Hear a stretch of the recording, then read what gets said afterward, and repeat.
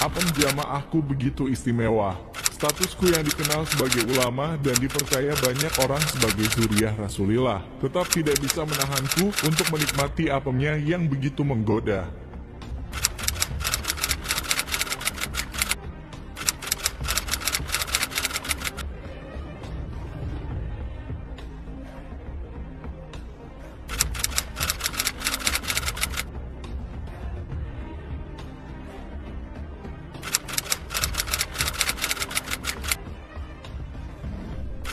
Aku adalah Habib Toha bin Yahya. Lengkapnya adalah Al-Habib Toha bin Abu Bakar dari marga bin Yahya, marga Habib yang cukup terkenal di Indonesia karena margaku dikenal sebagai marga perampok nasab dan perampok sejarah leluhur pribumi Nusantara. Selain itu, margaku juga dikenal sebagai marga antek penjajah karena pendahulu kami yang bernama Al-Habib Usman bin Yahya merupakan pahlawan penjajah Belanda. Berkat kecerdasannya, beliau mampu meredam pemberontakan kaum pribumi Nusantara dengan menfatwakan haram hukumnya memberontak kepada majikan kami Kompeni Belanda yang mulia. Kembali kepada cerita pribadi saya, menikmati apem tetangga yang begitu istimewa. Terlahir sebagai manusia dengan status Habib yang dipercaya sebagian besar umat Islam Indonesia sebagai zuriat Rasulillah, membuat kehidupanku begitu indah dengan berlimpahnya segala macam kemuliaan yang saya dapatkan dari sebagian besar umat Islam. Meskipun status kami adalah warga keturunan imigran, kami tidak pernah takut untuk membuat keonaran, membuat kegaduhan, karena sudah pasti kami akan dibela mati-matian oleh sebagian besar umat Islam. Itu semua berkat kehebatan para leluhur kami yang pertama datang ke Nusantara, yang mana mereka semua berhasil merusak otak umat Islam bangsa Indonesia, sehingga golongan kami diyakini 1000% oleh mereka sebagai keturunan Rasulillah. Jujur kami sempat khawatir dengan munculnya si Imad Kiai Jancuk dari Banten yang telah mengotak-atik nasab kami sebagai keturunan Nabi. Di awal kemunculannya, kami begitu khawatir sebab golongan kami memang tidak bisa membuktikan nasab kami benar-benar bersambung kepada baginda Nabi. Tesis si Imad Jancuk benar-benar tidak bisa kami bantah, sehingga saat itu kami begitu panik menghadapinya. Untungnya sebagian besar otak kaum pribumi Nusantara begitu bodoh dan dodol sehingga mereka tidak mempercayai tesis yang dibuat saudara mereka yang sesama pribumi Nusantara, dan lebih mempercayai golongan kita orang yang hanya kaum keturunan imigran Yaman. Bahkan ketua organisasi Islam terbesar di Indonesia pun mendukung kebenaran nasab kita, meskipun dia tahu nasab leluhur kami yang bernama Ubaidillah tidak tercatat dalam kitab nasab selama 5 abad lamanya.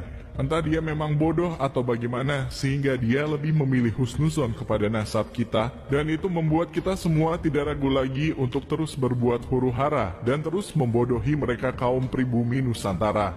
Dengan kebodohan kaum pribumi Nusantara yang tidak menerima kajian ilmiah saudara mereka, pada akhirnya kami bisa terus hidup mulia, melakukan segala sesuatu dengan sesuka hati kita, menikmati indahnya dunia dengan tidak pernah khawatir terjadi apa-apa. Ada yang berusaha keras merebut kepemimpinan negara, ada yang berlaga paling NKRI untuk membodohi kaum pribumi, dan masih banyak lagi pembodohan-pembodohan kami yang tidak diketahui oleh bangsa ini. Nah, khusus untuk saya Al-Habib Toha bin Yahya, saya masih belum tertarik untuk melakukan agenda-agenda besar seperti mereka. Saya masih ingin memuaskan hawa nafsu saya sepuas-puasnya, mumpung saya masih muda dan masih bisa memuaskan wanita pujaan saya. Dan waktu itu mata saya tertuju kepada seorang wanita jamaah saya, yang kebetulan dia masih tetangga dengan saya.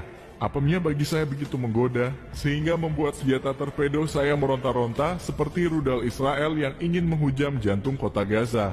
Singkat cerita, saya pun berhasil menikmati apem jamaah saya di rumah dia, dan itu kami lakukan di saat suaminya sedang bekerja. Dan ternyata, legitnya apem dia membuat saya begitu ketagihan dibuatnya, sehingga torpedo saya pun ingin terus menghujam apemnya. Saya tidak peduli lagi dimanapun tempatnya, bahkan di tempat yang biasa kami buat sholat dan sholawatan pun saya jadikan tempat untuk menikmati apemnya. Dan untuk menutupi kelakuan bejat saya pun sengaja berceramah di mana-mana tentang bagaimana sifat istri salehah, bahwa seorang istri haruslah patuh dengan suaminya. Dengan ceramah seperti itu, saya berharap jamaah tidak akan curiga bahwa saya gemar menikmati apem tetangga ketika suami dia tidak ada. Gimana kita mau menolong anak istri kita kalau badan kita saja tidak bisa menyelamatkan dari kemaksiatan, tidak bisa menyelamatkan daripada panasnya dunia ini, jangan harap engkau bisa menyelamatkan anak istrimu. Saya mau nanya sama ibu-ibu, ibu, ketika hadir di majelis ini, di pengajian ini, izin gak sama suaminya? Yang izin, Cung? Ayo. Wah, masih banyak yang gak izin. Bu, kalau sampean mau datang ke majelis, sampean mau datang ke pengajian tanpa izin ke suaminya, kasihan sampean, Bu. Lama-lama duduk dari ba'da Isya jam 8 sampai mungkin bisa jam 2. Betul? Sampean pulang gak dapat barokah. Sampean gak dapat pahala karena tidak izin sama masuk. Ya Bu ya? Bu. Manut untuk ke salaki. Untuk. Ya Allah, parah. Aduh. Manut ke salaki itu kumaha erek asup kana surga. Begitulah yang saya bahas ketika berceramah di mana-mana tentang seharusnya sikap seorang istri yang diwajibkan patuh kepada suaminya.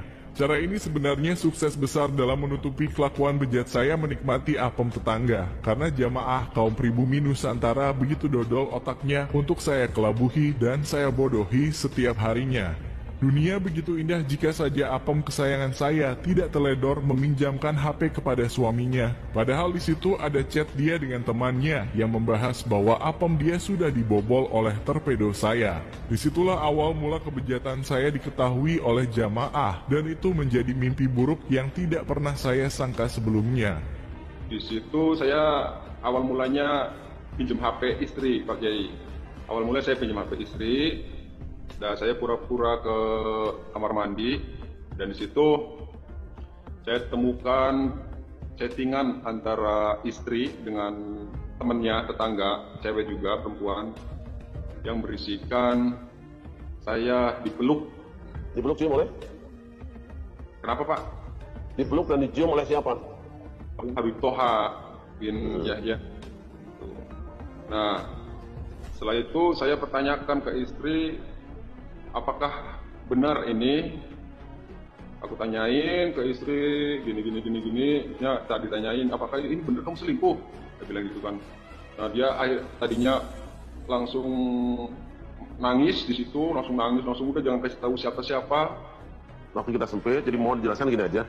Apa yang terjadi antara istri Kang Marga dengan Habib Toha bin Yahya? Itu hubungan asmara sudah sampai sejauh apa? Apakah mereka sudah sampai berzina atau bagaimana?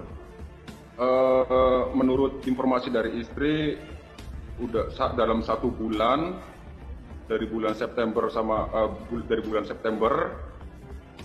sudah melakukan perselingkuhan dan mengakibatkan berhubungan zina selama 1 bulan, kurang lebihnya 7 kali, 1 kali di kontrakan saya, 6 kalinya di rumah. Di rumah siapa? Di rumah balai itu yang biasa buat kumpulan di situ. Kalau di majelis sebutnya rumah kosong. Itu maksudnya rumah balai itu majelis taklim atau apa? Itu rumah balai itu kan buat sholat, buat tempat kumpul, ngobrol di situ. Oh, milik warga bersama? Iya. Jadi mereka berzina di tempat sholat itu? Yang pertama berzina di kontrakan saya. Terus yang ke-2 dan 3 dan seterusnya itu di rumah kalau di majelis sebutnya rumah kosong ataupun rumah bulan di situ. Yang berarti sholat itu? Iya. Terus apa sudah dikonfrontir si Habib Toha bin Yahya itu, sudah mengakui juga? Dua-duanya sudah mengakui bahwa mereka melakukan perselingkuhan dan perzinahan selama kurang lebihnya 7 kali.